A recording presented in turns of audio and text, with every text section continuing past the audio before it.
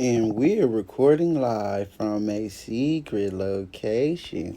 It's the Sun God, and we back at it again. Yes, back at it again with more Superhuman era banger.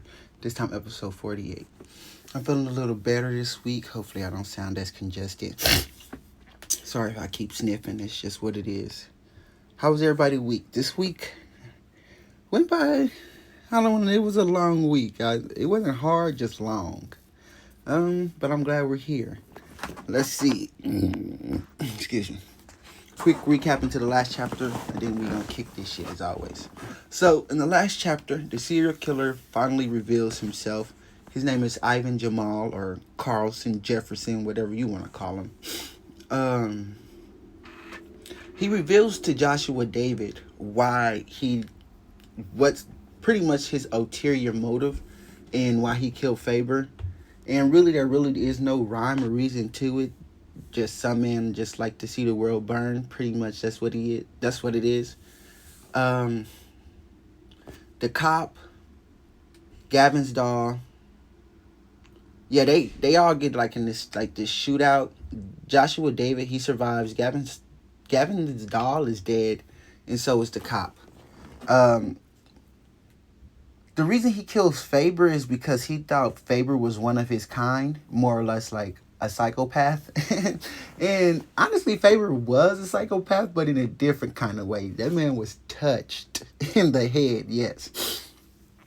So that's why he killed Faber, and he just decided to probably add parts of his body to his collection, to his little buddies. And at the end of the chapter, he tells us that Withrow has somehow escaped. He doesn't understand why, but he needs us to track him down and bring him back to us. And yeah, we see what his friends look like. One of them have a mask on. One of them, this person right there in the back with the hood. And the other person is a dude with some stitches, and the other dude is the other dude we seen that kind of got into that scuffle with what is her name? The girl with the purple hair, Jane Sonata's niece. I forget her name. Thickums. That's what I'm calling them. Thickums Snickums. But yeah. With that out of the way, let's kick this shit. One of our guests made a break for it. And it's not the escaping that ticks me off. No. What irks me greatly is the fact that I have no clue how they did it. Here's the runaway child. You know him. He's quite famous, you see. Carol said it hasn't been that long, so he can't be too far. Carol, did we hear that name before? Bring him back here, furious, immediately. See the energy we see with Throw's photo. And it was confirmed that he is bringing them back to life. Not sure how, but from the image that we've gotten from what he was trying to say, it seems like it takes 10 people to bring one person back to life. And he sends his goons out.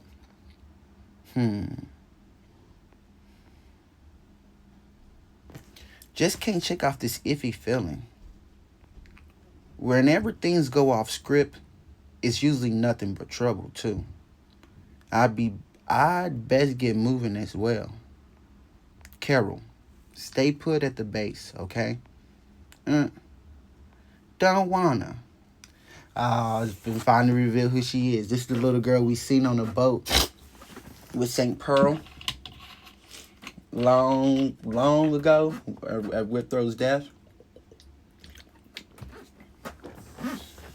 Why do I always get left behind? Carol.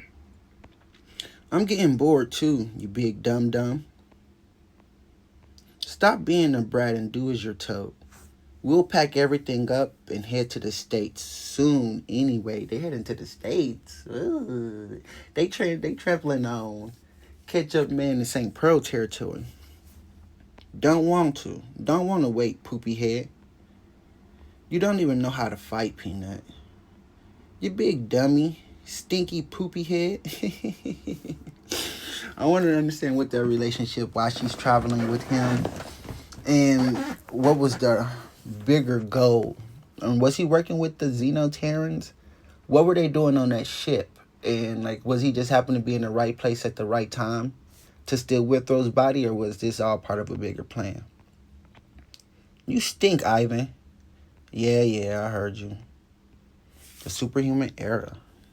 Art and story by Suck. Okay, so we back with St. Pearl and Jane Sonata. The situation is getting worse with each passing hour. Just yesterday, 2 more people disappeared, right before we got here.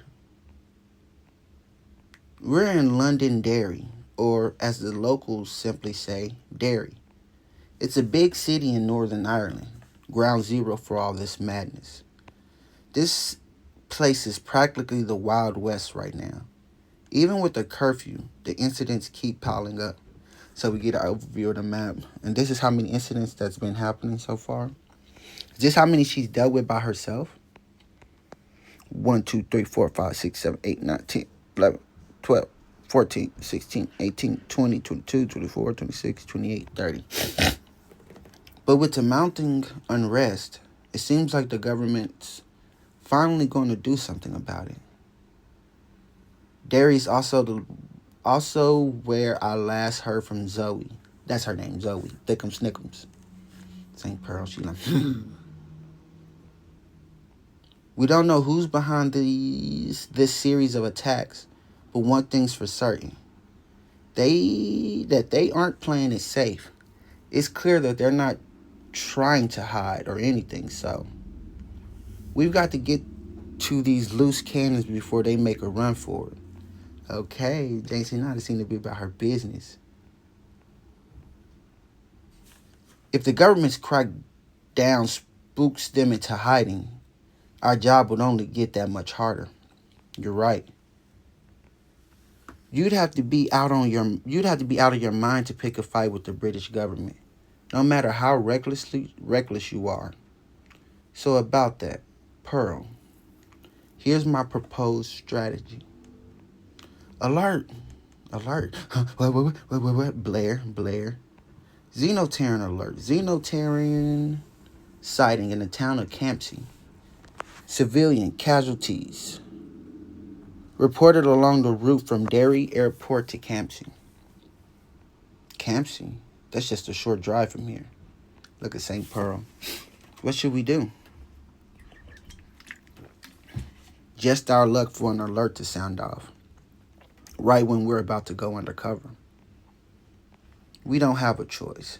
By engaging the Xeno, they'll know we're here. We'll need to switch gears. Let's go, Jane. Whether we're in America or wherever else, we can't just turn a blind eye to a Xeno appearance. Yo, St. Pearl. She said, if I make enough noise, they'll know where to find us. Nod. And they take off. Boom. We interrupt this program with urgent news from Northern Ireland. The city of Derry remains gripped by fear as deaths and disappearance continue. Okay, Basilov and Krylov. In the past 2 months, 16 lives were lost and 20 more have vanished. Krylov is painting, Basilov eating, lifting. The discovery of Xeno remains has escalated the situation. Looking like this is a worldwide, tragedy that's going on right now. This is not something that's just happening local. We get Nanki and Danyang. The authorities, recognizing the severity of the crisis, are deploying anti-terrorism units. And Task Force 1 of Britain's Elise is being mobilized. Yeah, oh bang, Yuri, and some random NPC. Slow down a little, Pearl. Oh, they moving. Should be right around here. They ran all the way there. Kia, make a run for it. There, she spotted him. Yeah. What the hell?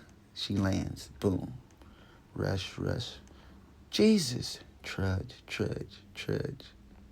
Freeze. Yo, where is he? Why she making that face? Is it Withrow? Is it Withrow? It's Withrow, and he's defeated a Xeno. But we only see it from the back. He's got a zombie arm. He got his neck back. Well, his head back. St. Pearl, she's like, no. Pinch me, I'm dreaming. Come on, James. That's enough. You're going to cry yourself to pieces. No. This hurts. Another flashback. I really respected and liked Jalen, you know? He acted all tough and gruff around us, but deep down, he cared more than anyone else. I always tried to crack jokes around and talk to him, hoping to break through that hard shell of his. And I thought I'd finally gotten through to him. Pearl. He was just starting to smile a bit more. Oh, James. She like, I gotta hold this back. I'm sorry. I made it sound like I'm the only one hurting. No, don't be. And I'll take the upper levels. I thought of those words. The thought of those being his last words. I'll stay here and take the upper levels.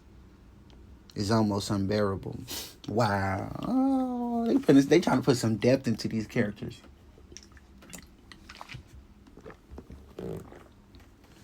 Like I'm being torn apart from the inside out. He turns around. Jill. We meet face to face. It's been so long since we see Withrow. Flinch. He takes off. Something coming in.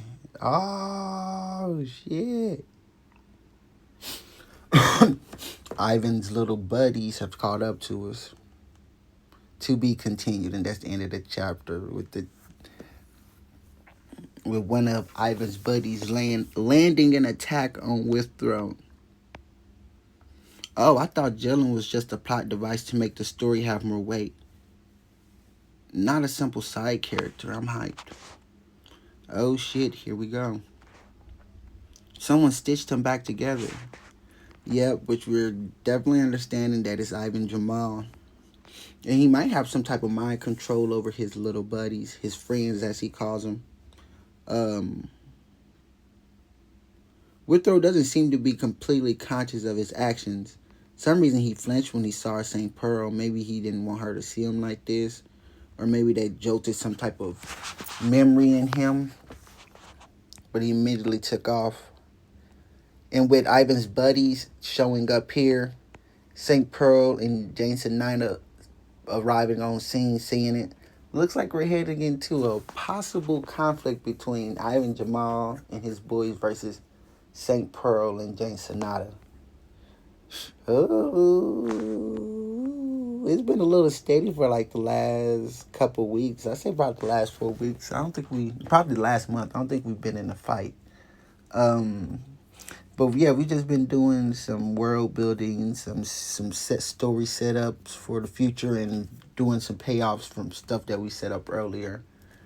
It's interesting that we got Withrow back because the way he died, it was kind of, I would like to say, anticlimactic, and his death didn't really feel like it held that much weight because we just kind of met him.